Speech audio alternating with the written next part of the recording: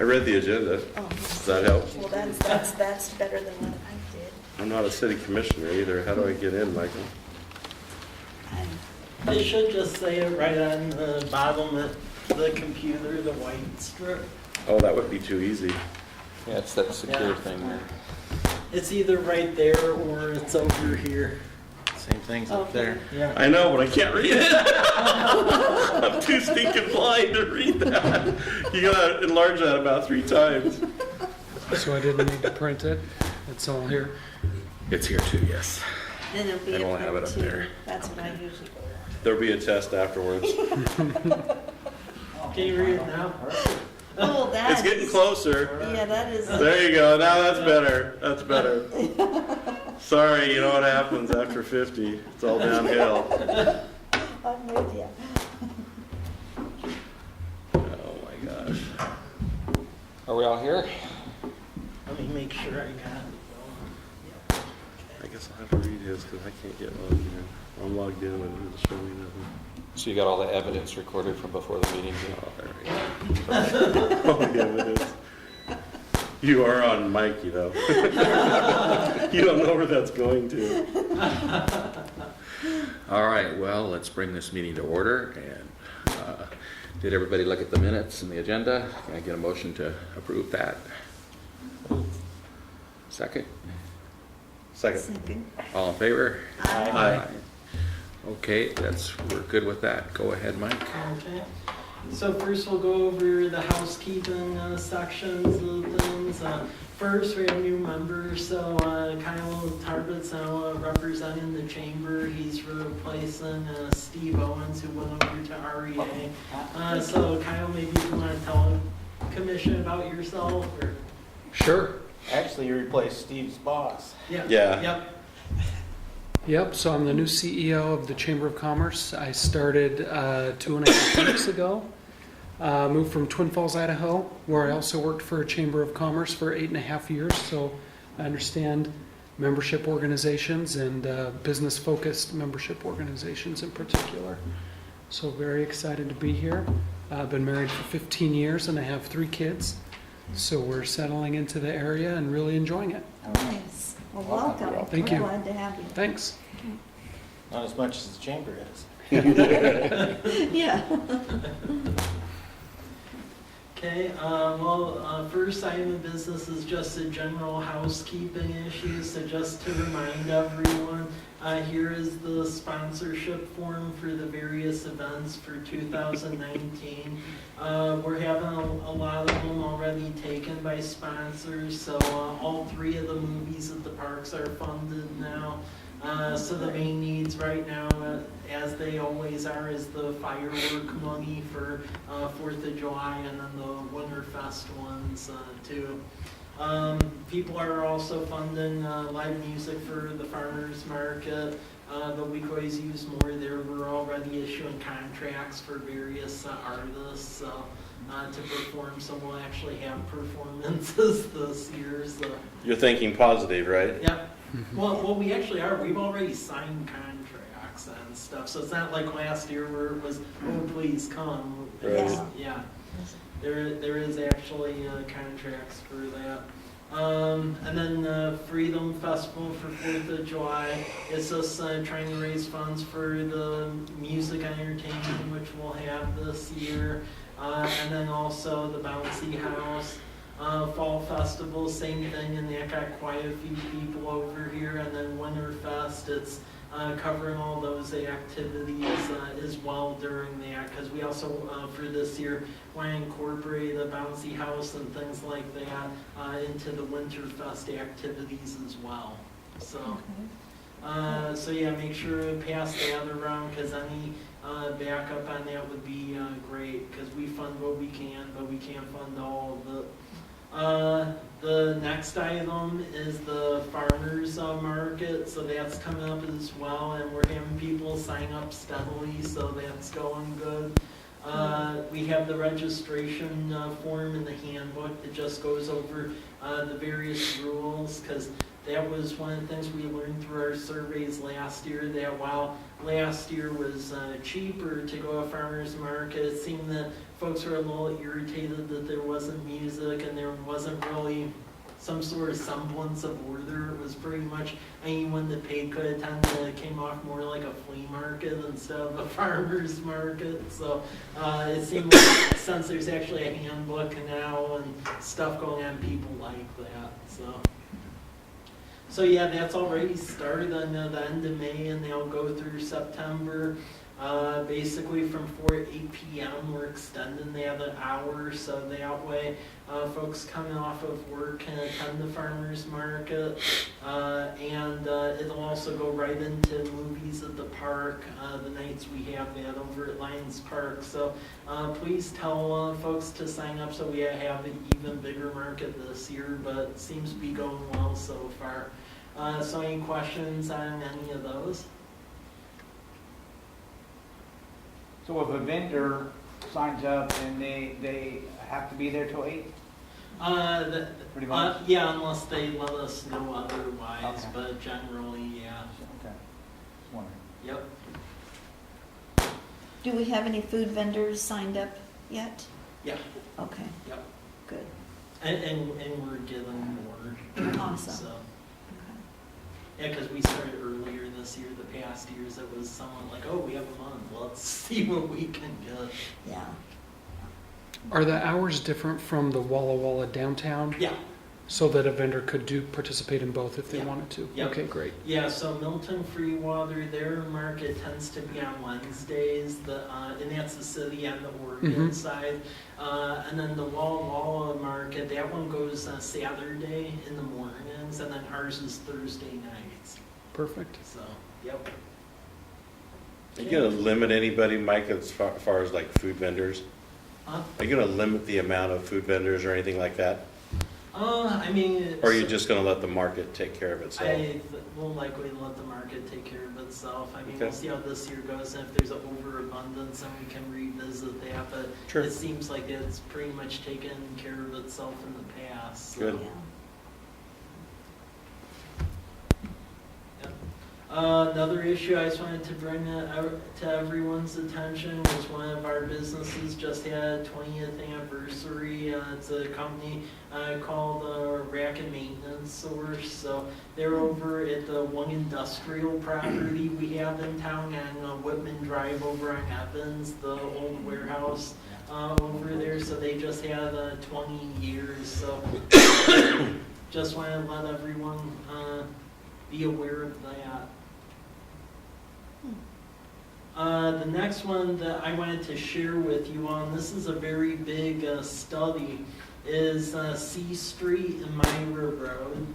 So C Street and Myra Road, we want to make sure we have a study on our end because the city of Walla Walla paid for a Poplar Street corridor study in which they were trying to evaluate how to design the various traffic routes on Poplar from Myra all the way out to where Alder spurs off on the east side of downtown. So we want to make sure that there was a study on our end of the Myra Road intersection so we didn't face adverse consequences later on. Because on the Walla Walla side, the route that they're looking at in essence is to essentially, from what I've seen, is to have basically one lane each way with a center turn lane and then basically bike route along it. What our study came up with is that on our side of the Myra Road and C Street intersection, it should not be a bike route going into College Place on that side, and it's recommended that the bike traffic goes along the sidewalks on Myra up until Whitman Drive, because Whitman has the multi-use path.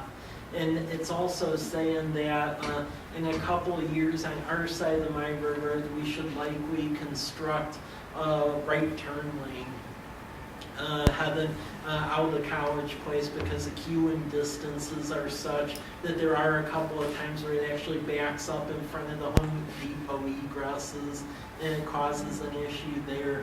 But in general, beyond that, it said that it functions well. It's just that we'll need to put right turn lane in, and then also try and mitigate for how the lanes line up between Walla Walla and College Place, because they don't really match, and that causes some issues with people driving straight. And then for the bike traffic to go on Whitman, it definitely did not suggest that C Street should be maintained a bike route through town. So read the study and let me know what you think, because that'll be presented to City Council just so they're aware of it in a couple weeks. But like with this study, that will be the guiding document on our side of things. So does anyone have any comments or questions as far as how that intersection functions? So would they cross Myra with the bikes and go up to Whitman? So the general suggestion that they had is that the bikes should go on the wider sidewalk that's on the Walla Walla side along Fort Walla Walla, because the sidewalk by Home Depot is really narrow and that just wouldn't be good.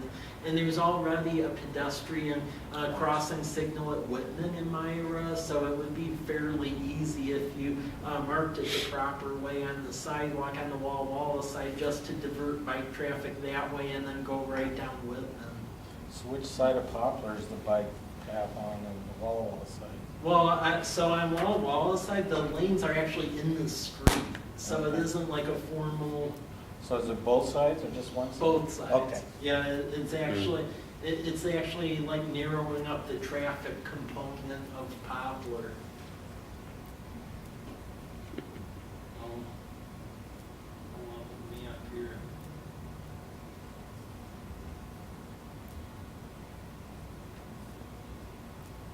Oops. So yeah, this is pretty much the intersection here, and then on our side, it's basically eventually adding a right turn lane in front of Home Depot. And then for the Walla Walla side, how you see right now that there's 2 lanes each way, that's shrinking it down. So basically there would be 1 lane each way with a center turn lane, and then bike lanes on each side from Myra Road onward. And our study is suggesting that the bike traffic should go on this wider sidewalk over here by Fort Walla Walla to the Whitman light right down here, because then they could safely cross on that multi-use path we already have. Because if you look at C Street right here, and I've tried to ride that a couple of times, that would just be really bad for bike traffic. It's narrow and people go pretty quick.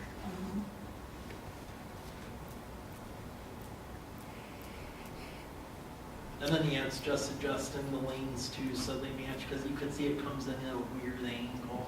So, but City of Walla Walla is doing their side of it. Sounded like within the coming years. So that's why we want to be prepared on our side, so we don't really have a mismatch of things. Do you have information from their study on what they think the impact's going to be, taking that down to just 2 lanes instead of 4?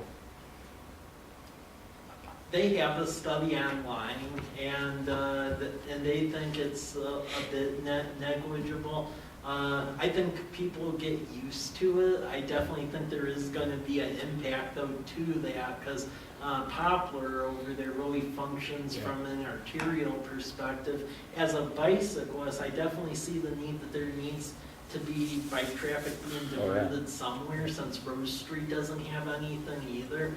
I just think maybe they should have considered, widening it or putting bikes somewhere. I don't know.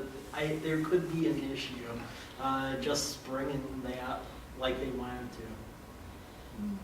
And then also we're going to have conversations with them about how to divert the traffic to the sidewalk too, because the way their study is written, it's just, the bike traffic goes to Myra, and then it's like mysteriously vanishes at that standpoint, and there's no verbiage as far as where the bikes go once you hit Myra, and that's our concern, because I know in the past there's been some language on their side about, bikes should just continue on C Street, but having ridden that's a really bad idea.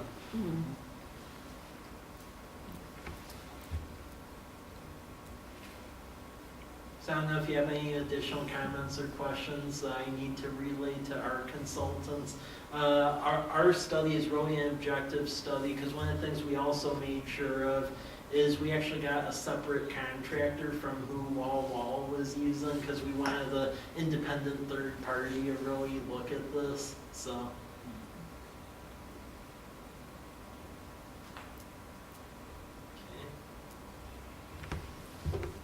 Okay, so just be aware we're doing that.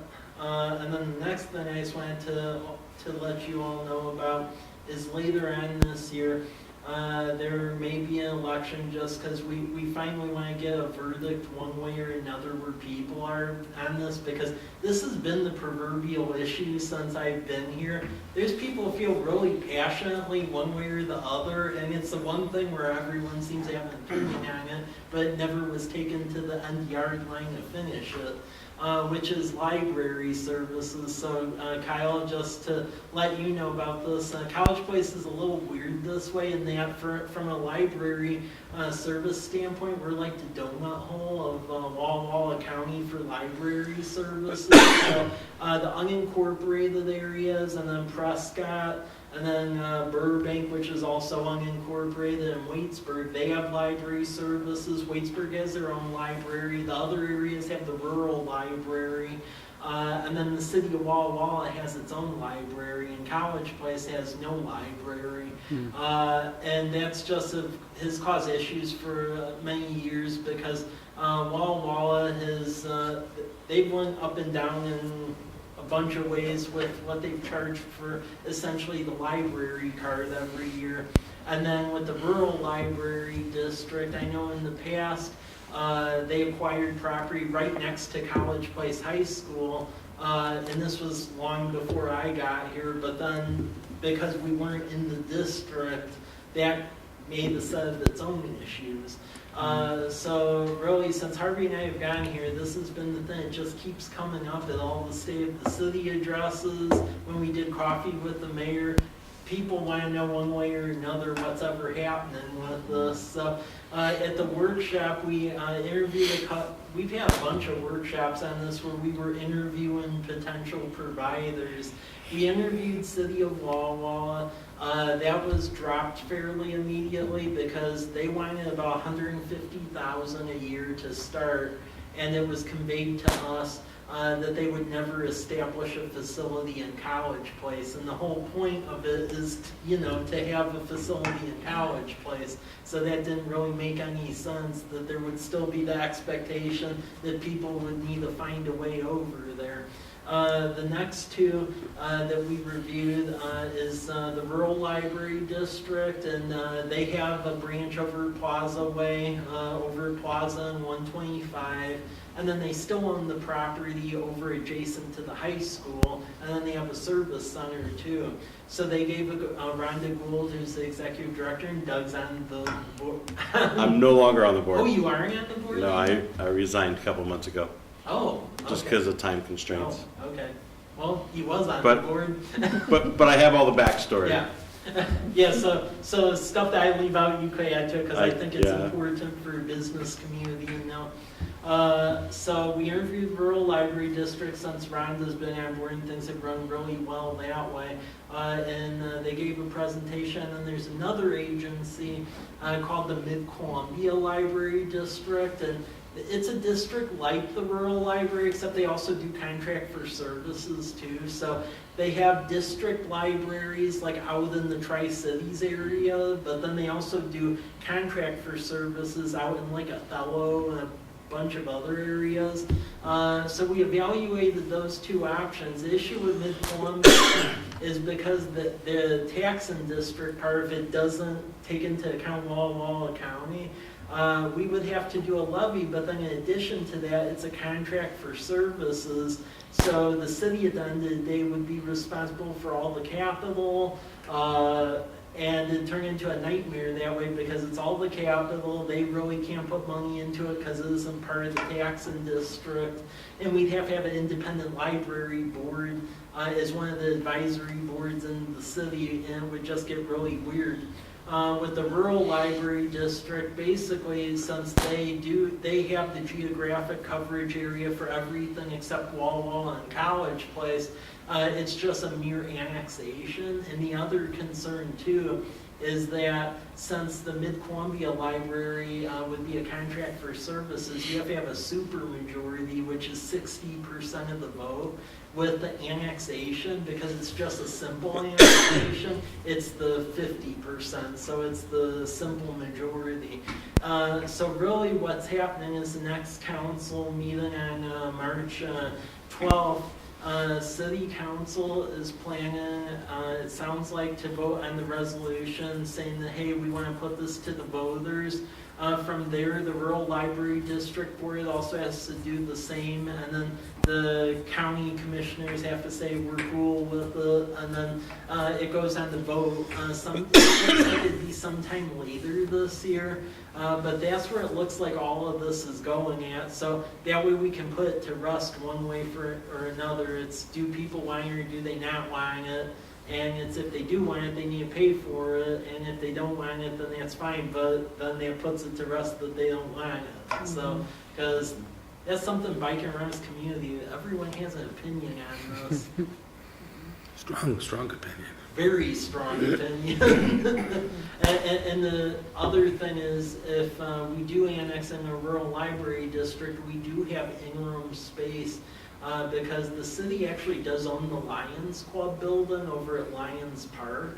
So that could serve as like an interim use until they get their facility up and running. But I believe that they were somewhat planning on the site over at College Place High School for a while, weren't they? Yeah, they're right now, so they're trying to take it step by step because they have all these other facilities. So they're in the process of redoing Tushy. And so they're probably getting ready to go out to bid for that and to try to redo that facility. And then they kind of are done as far as the area. Burbank's done, Prescott's done, Tushy will be done, and then they'll see what their budget is and whether or not anything materializes with this. The hard part is, lots of people want library services, nobody wants to pay for it. Yeah. So even if the city annexed into it, the city's portion of the funding into the district doesn't cover the cost of running a library in College Place. And not talking about capital, just operational. Yeah. And so they've kind of looked at the numbers on that, but they're still dedicated to, I think, doing it. Yeah. So, but it's, yeah, it's a challenge. And like you said, people are like crazy passionate about this. When I got on the board, I'm like, oh my God. Well, and we Come on, folks, relax. We're talking about a library here. Well, and we had university students actually go to people's homes in College Place. It was a random sample of close to around 3,900 residences. And what it boiled down to is that of those surveyed, about 80% wanted the library. However, the question of are you willing to pay for it part, that went down almost exactly a 50-50, where half were, half weren't. Which seems to always be the issue. The problem is in the past, it was just that right when the naysayers said no, it was like, okay, we'll stop talking about it, but that never solved the issue, which Right. is either yes or no. So we're trying to solve this where either this thing dies once and for all or it goes. Because we constantly hear about it. Best way to do it. Yeah. So, and it would be on the property taxes, I believe.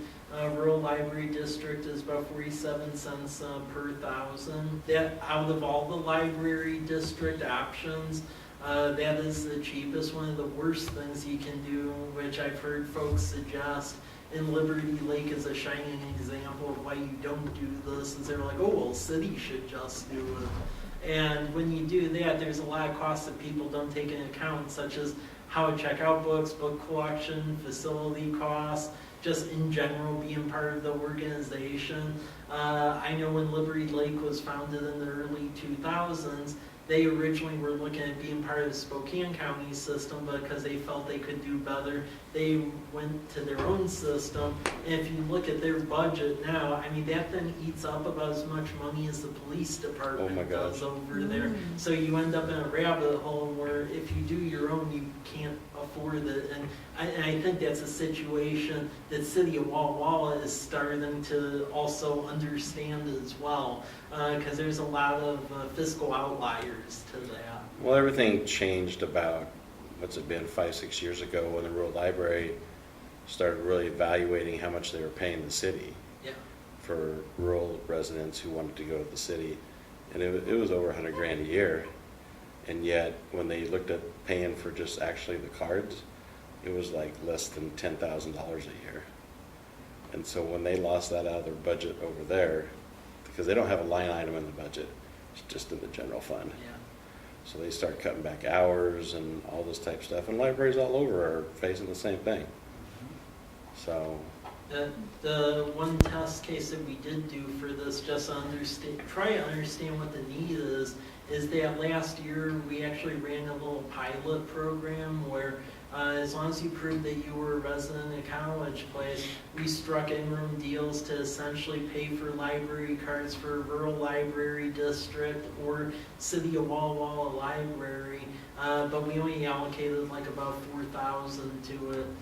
The fascinating thing when we did that in 2018 is when we opened up for City Hall for the day after New Year, there was a line out the door and we actually ran out of the entire budget for library cards in the first 4 hours for the year. So that's the weird part about it. There's definitely a desire for wanting one, but it's the whole paying for it part that people don't necessarily understand. And I think part of the need for it as well, I almost would say, isn't really so much the library element for it, but it's the fact that the city doesn't really have like a community center or a thing like, there isn't like a space, I would say, to hang out at. And in talking with people, it seems like that's a big issue too, as far as just a general space in general, which libraries function as. So I don't necessarily even know if it's so much as books as like a space again, the internet, hang out, because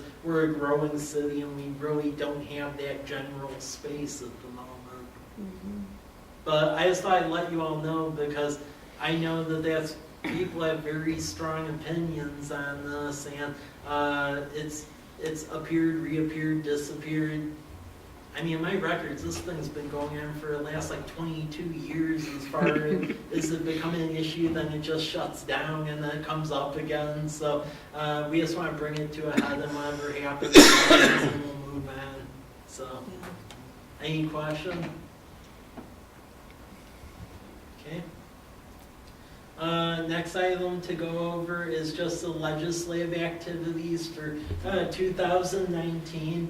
That's a mixed bag right now. So the big bill that we were hoping would pass unfortunately died at the moment. We're trying to see if there's a way to sneak it into something else and still get it adopted, but it's that Building Business Ecosystems Act, that's Senate Bill 5564, and what that basically would have done, and we've been trying to run this with Kennewick and a bunch of other cities for a number of years, but if you have development come into place, the sales tax that the state generates off of that increase in development, they would basically rebate part of that to the city. And this program makes all sense in the world because it was piloted in Yakima and Kennewick and Liberty Lake and a couple of other places in the state. I mean, yeah, it costs the state money, but at the end of it, they actually made more money out of it because they had an increase in commercial and industrial development.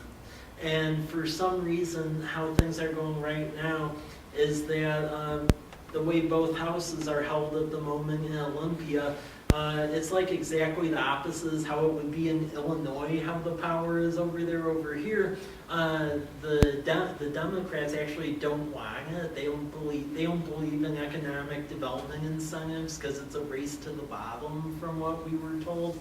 Even though Oregon has it, and that's part of why a lot of our stuff jumps over there because that's just how you establish business in Oregon.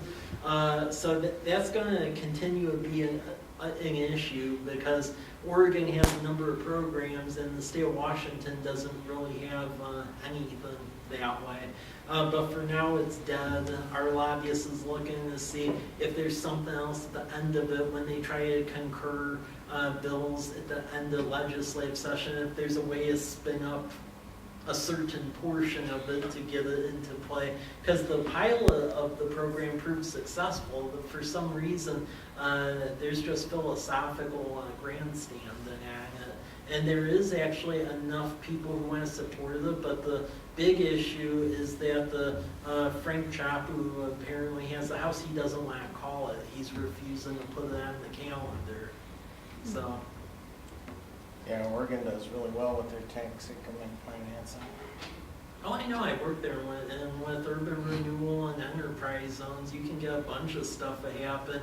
And over here, in Idaho is really the same way. But over here, it's like, oh, look at the environment around you. Please just come here. And that's pretty much all you have to deal with. Because even if we were to create incentives on a city level, you actually can't do that even because in the state constitution, they actually specify economic development incentives as gifting of public funds. We're the only state in the whole country, that's that way. So it causes a bunch of issues, not so much in like Seattle or areas in like the center of the state, but when you're on the periphery, like either like Pullman area with Idaho or here, it causes quite a bit of issues. Other things is that the affordable housing bills, such as allowing us to do a multifamily tax exemption, which right now Walla is able to do because they're a county seat. But we aren't a county seat and we aren't 20,000 people, so we can't do it. They're trying to move that out of that old RCW language. So far that's alive. And then it looks like there could potentially be a capital budget this year again. I know the port is working furiously on trying to get US 12 Phase 8 in there to finish up the 2-lane each way of Highway 12 to the Tri-Cities. I know City of Walla Walla is pursuing the Quinton Street overpass for Highway 12 on their side of things. And then with our thing, what I'm trying to do is, since we have C Street all funded, I'm trying to get some capital transportation money to actually rebuild Cedar Street and Damson, because both of those are local, but they get a lot of traffic, and we really don't have an ability to fund that locally right now. So we're trying to fund that, and then and we already have contractors on C Street, so we'd have the ability to save money. Representative Jenkins, he agreed to sponsor it, so we're trying to get some money for both of those streets. Any question on this section? Or? Okay. Getting into reports. I just updated this sheet for you. This is our development track sheet again. That just goes over the various projects in College Place.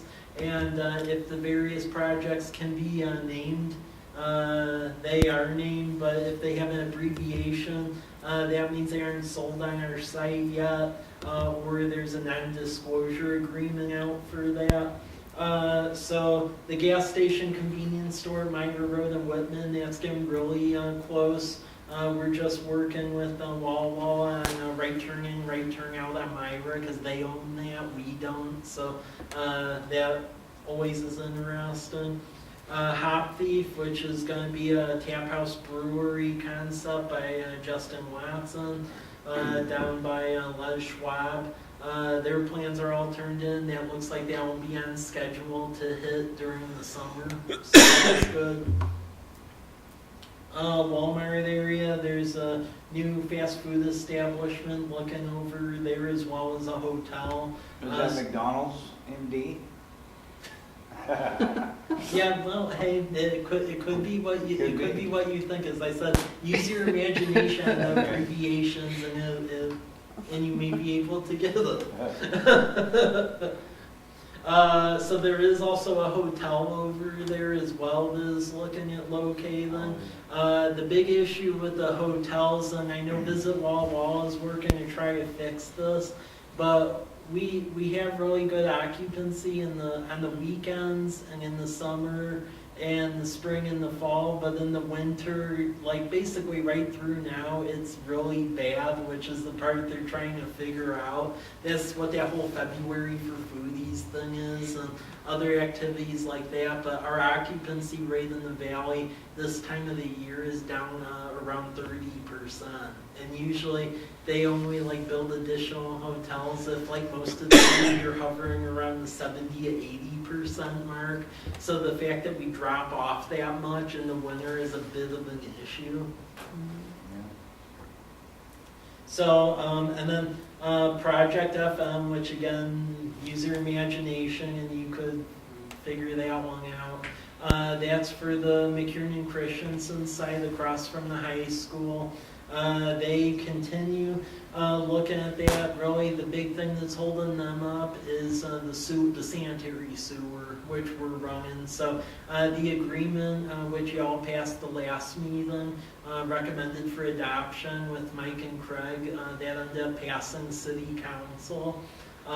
So we had an RFP out for engineering. There was one bidder on it, and we're going to award the contract the next council meeting.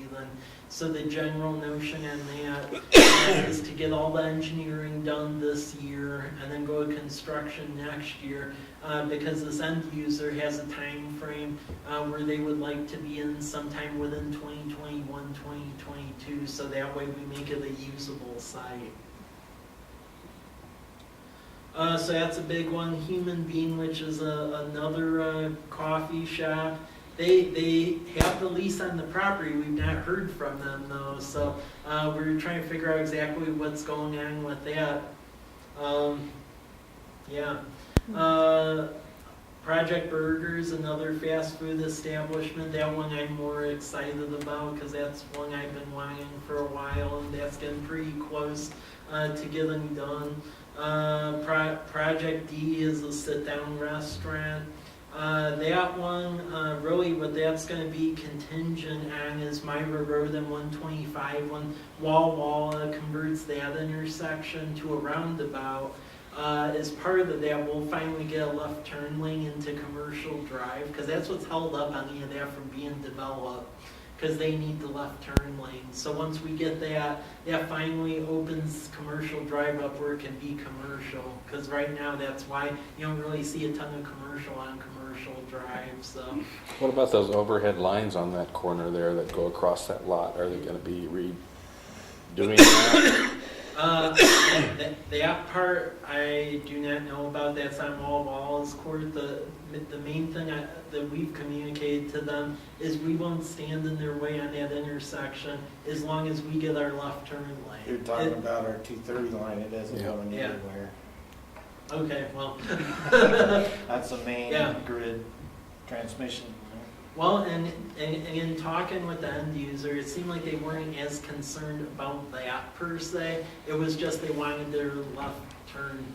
And that's been the issue with all those properties on Commercial Drive, because right turn in, right turn out just does not work. And even using the argument, hey, you can go to the stoplight at Commercial Drive further down, it still doesn't work. So that's really holding all of that up. So with Myra Road, we aren't standing in the way of Wall on that, but it's with the fact that we get the left turn lane. Otherwise we would. So, and then Project Pizza, that one is the pizza restaurant that was at the farmer's market last year. So they're relocating out here, and they're looking at a couple of storefronts along and empty pieces of property along College Avenue. So that should happen relatively soon. Residential. Residential and said subdivision, phase 3C is getting done. 3D, we've been dealing with them on the stormwater side of things, which has been interesting, and that continues to be interesting. We did get a memorandum of understanding with them that was adopted by City Council, where we established some deadlines where they have to get the park done by the end of this, by midsummer. Same with the stormwater solution. Otherwise, it says that we can pull the bond and just do it ourselves, because they've been punting these improvements that people were under interpretation would get done at some point. So that helps solve that. We continue to have stormwater issues that we're trying to deal with, because one of the roads in the new phase actually just shifted and broke apart today, so we're trying to figure out what's going on up there. Luckily, it's in a phase that hasn't been sold yet or anything, but there's some compaction issues afoot that seem to be occurring.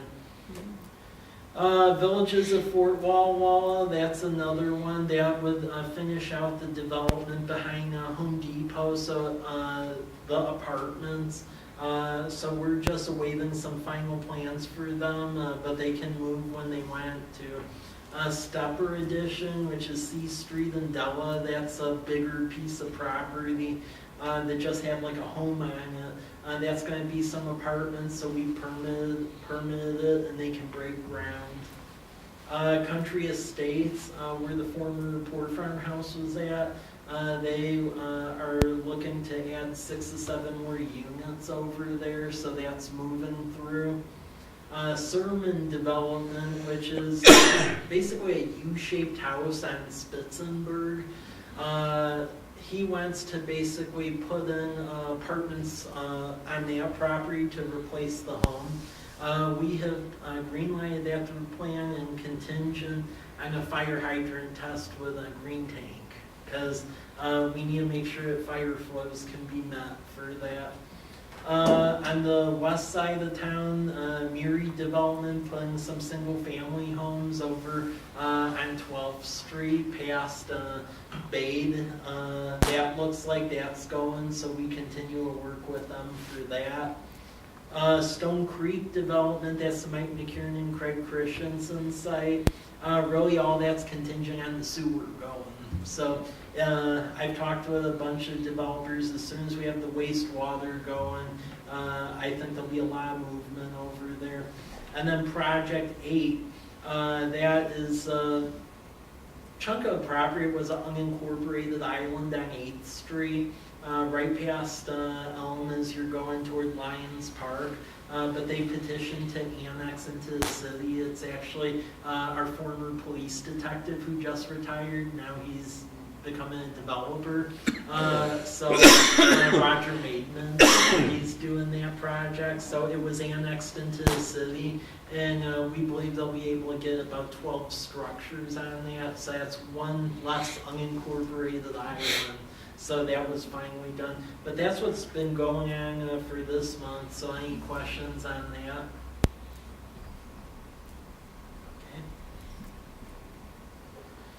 Okay, next thing, and there's time to review this, so I didn't expect you to have thoughts about this yet, but I just want to make sure it's on your radar. So since our comprehensive plan was adopted back in October, Planning Commission has been working on various codes. You all worked on the home occupation code a while back, which will be incorporated into the development code.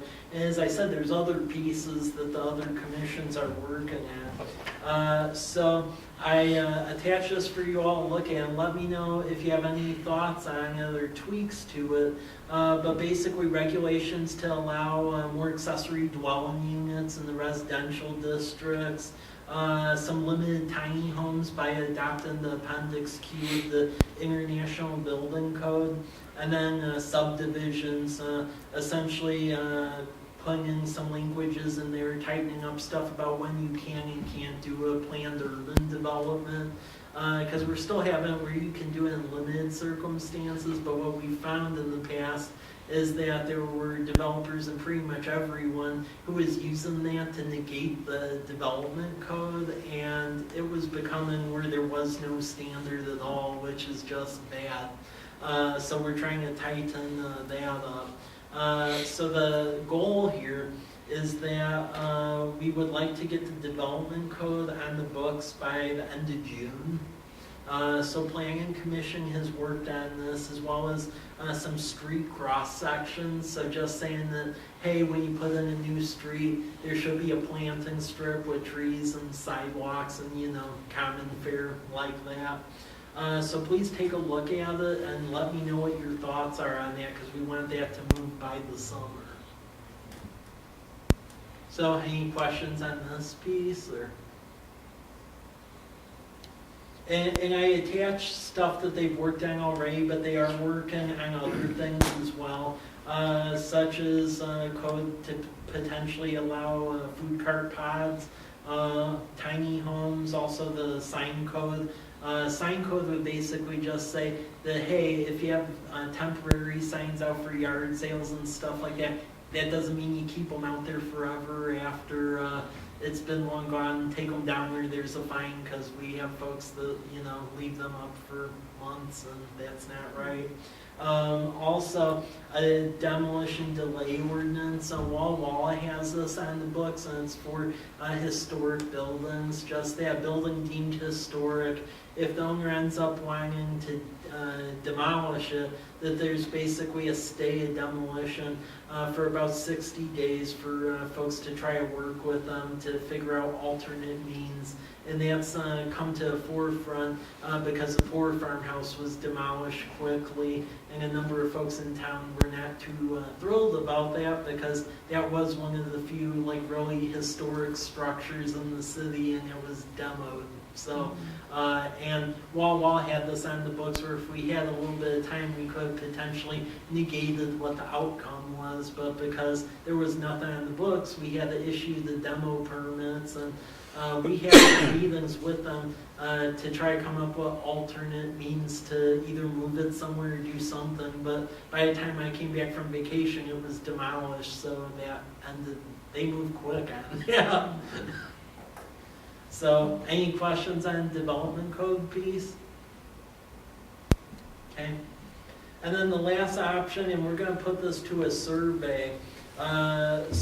This is just all to let you know about this. So, the city of College Place doesn't have like a flag at all, and there's been like various discussions about this, and what we decided to do is that there were graphic design students and artistic students over at Washington State University that did like a design charrette, and they came up with several options. So we're going to put this to a survey, but we just wanted a ton of options because initially we ran a similar project last year, but then it just got caught up on the council level where there really wasn't much consensus and various things that needed to be changed. So we're looking at several options. So I'm going to present what various folks came up with tomorrow at workshop, but then we'll likely put this to a survey online to see what the favorite designs are. But there's about close to 60 designs that were turned in by students at WSU. So, Surprised they didn't use Walla University. They did all the rebranding for the chamber, new website, new logos, all that. yeah, well, Walla University, they've helped us on a lot of other things. They were just backed up on a lot of other projects. And then Rural Community Design Initiative, I've worked with them in the past in Colfax, because director of that used to be, well, he still is, the chair of the Historic Preservation Commission in Colfax. So yeah, just understand that's going on. But with that, that's basically what I have for tonight. I would say a key thing is please